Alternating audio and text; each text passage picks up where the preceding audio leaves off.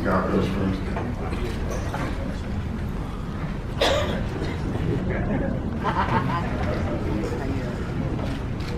Hey, yo. It's great to be here around a bunch of wrestlers because the guys who've been on the road in the wrestling business know that we're the biggest fans of all. You know, I mean, we do this stuff, sometimes it ain't about the money, it's just about the love of the business and the passion that people have been talking about all night. I have the pleasure of inducting a guy that I first hooked up with in Central States territory in the mid-'80s. And the myth about Shawn, even at that time, was when he came from the Dallas territory where he was doing jobs on TV, he was calling the matches to the guys that were going over. So he was always really ahead of his time. I enjoyed my time in the car riding around with Shawn because he wasn't selfish. You know, he would try to help you get better. Because we came along in an era when, you know, it's fake when you win, it's fake when you lose. It's all about having a good time and don't make the people, like sometimes we were in front of half-empty arenas. Instead of pouting and boo-boo facing about it, we had the mindset of, let's don't make the people who came sorry they came.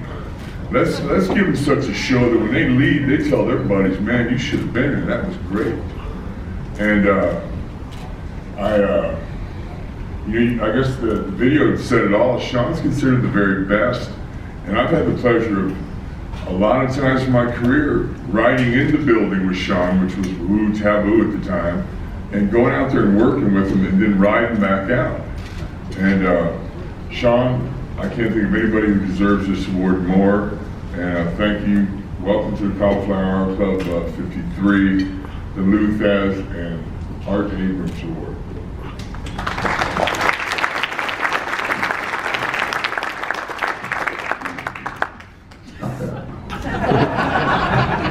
To action up here.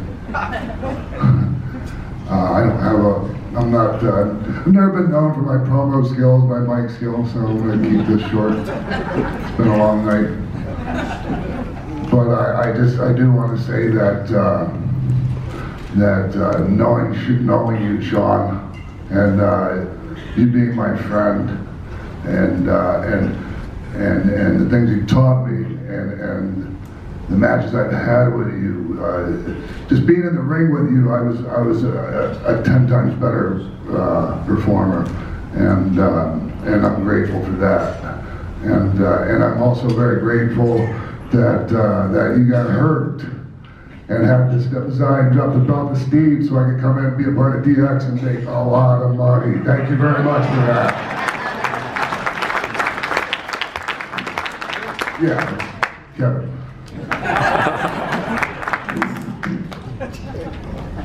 You know, I did a little research on Lou Thesz, and I did not know this, but Lou Thesz actually invented the power bomb. People know that? Yeah. So without Lou Thesz, I would have had 4 moves.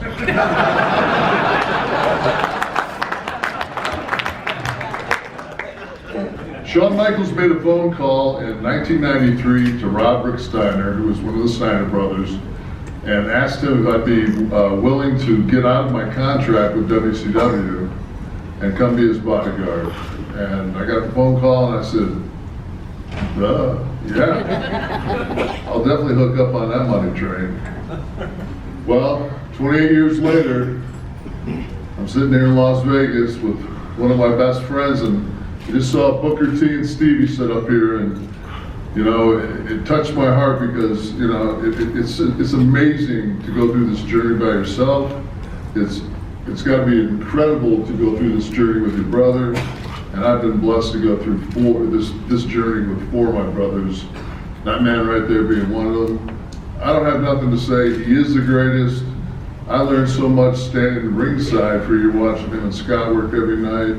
He's an amazing wrestler. But the thing is, you know, we all ran in that era when you ran 320 days a year.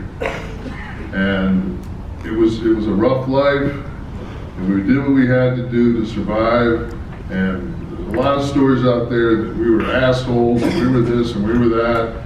We just were trying to survive. we got through it together, and I'll tell you one thing, you know, as JR said, you know, Shawn has found peace, and he has, but it was always there, because it was in the ring every night. No matter what happened to any of us, if it was 30, 40, 50 minutes, whatever we put in that ring, that was our sanctuary, and we were free because we were doing what we loved. So without any further ado, probably my biggest honor that I've done in a very, very long time. I did get to put Scott in the Hall of Fame, but to put one of my best friends, Shawn Michaels, in the Cauliflower Alley tonight is yeah.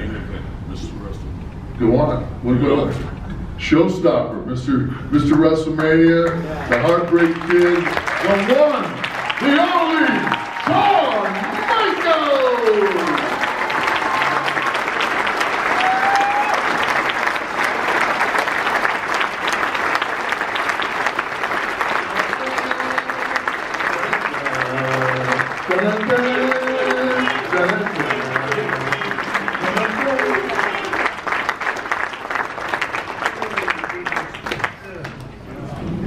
This is too funny. Anyway, so this is obviously, thank you all very much for this award.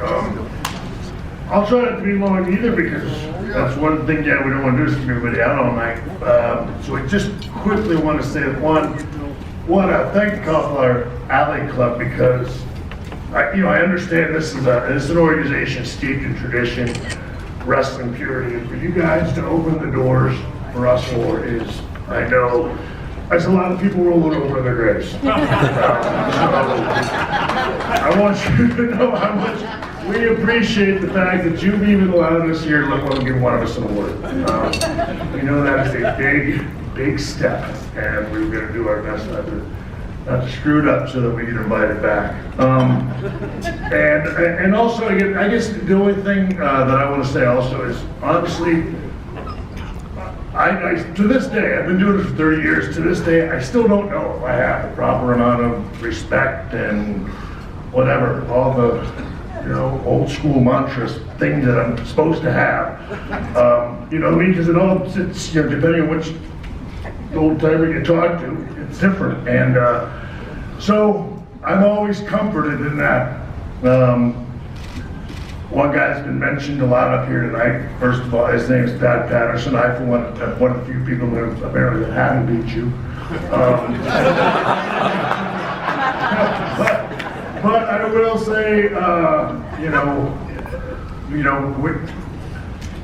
if we're bad, I think all of us would like to go on the record as saying that most of that is your fault. Because, I mean, he's an old timer. He comes here every year, and he's one of the worst influences in the room, for God's sake.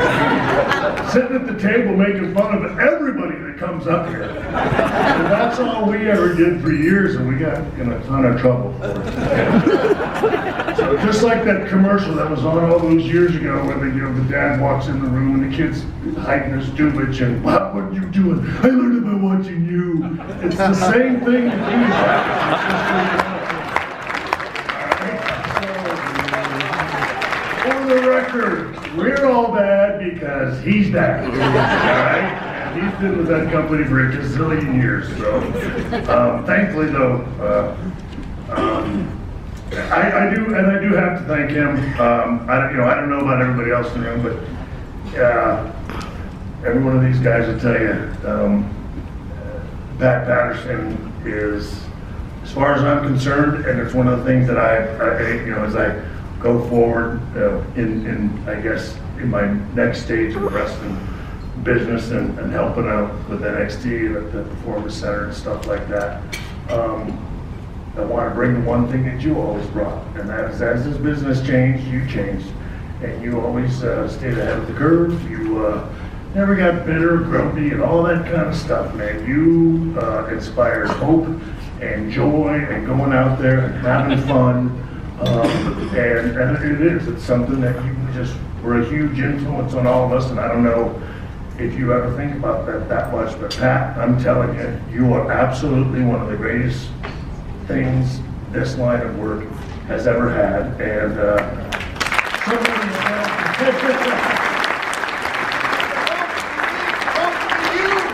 you know what? I mean, it is, I don't get up here without you, man. I mean, we got fired in 1987 after being in the WWE for 2 days. He's the guy that requested that we get the chance, and for the next year and a half, while we were gone, every month he'd go to Vince McMahon and go, "How about those Rockers?" And they're dead to me. Don't talk to me about that. After go back another month, he'd, when he'd wait another month, he'd go, "Hey, how about those Rockers?" "Oh, but I tell you, they're dead to me." Month after month, and then about a year, I finally said, "All right, just so you stop asking me, but they're your problem." And then from the time we were there, you were one of the few guys that believed in me, and so, you hear other people, I've heard a number of people in the room tonight. Let me tell you something. If you hear the W, whatever, you're too small, you're too this, you're too that, you'll never make a dime in this business, whatever. Take that as a good sign. Now I say that to all of us. And, I got one of these.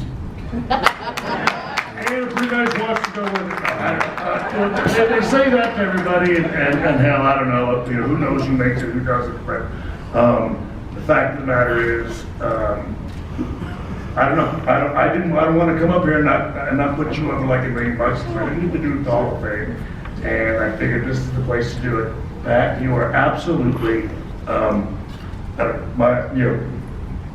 one of my 2 most favorite people in the world, and I'm serious. I look back, I think about my career and everything else that I've done far greater things than I ever possibly imagined. I'm a 52-year-old man that gets to do what the hell I want when I want, and so much of that is because of, your belief in me and giving me the opportunity with that company that I know I'd have never got if it wasn't for you pulling for me so many times. They don't give guys like me that chance every day. And the fact of the matter is you kept going to bat for me. Now, let's face it, I mean, I made you look good as hell when I got the chance. Still, they might have not given me the chance if it wasn't for you. And so it is, as cool as this is, I don't know. The thing that I love about this business, honestly, again, still not knowing I get the right amount of respect, but it's the relationships you meet. There's so many people in this room that I've run across. Darusha up here put himself over the $1,000 that he, but I mean, the Darushas, I ran into them in the AWA. Scott Casey, my goodness, Scott Casey, he was in the absolute greatest angle in the world when I was 15 years old, him and Eddie Mansfield. In my first hair versus hair match, and oh my goodness, I thought Casey was going to lose his hair, and he beat Eddie Mansfield with Eddie's hair. You did, and they shaved his head and everything else. It was phenomenal, for God's sakes. And then obviously all the years later, getting to watch Booker go into the Hall of Fame, and then hearing his story for the first time. Honestly, everything that I love about this line of work, honestly, is the relationship with the people you meet along the way. And this room is littered with people that I've run across. Steve Kern, my goodness, I don't know, 30 years ago, when I figured I got hired in the WWE, I figured I got to move to Tampa because that's where everybody lives. I didn't know anybody, and of course, Steve Kern, I'll help you find a place to live. And hell, he didn't even know me, but he was still just a wonderful dude. And Brian Blair, you come work out of my gold gym. It's just things like that are such a really tough line of work, and filled with a bunch of backstabbing, bitter old sons of bitches. I wouldn't trade it for anything else in the world.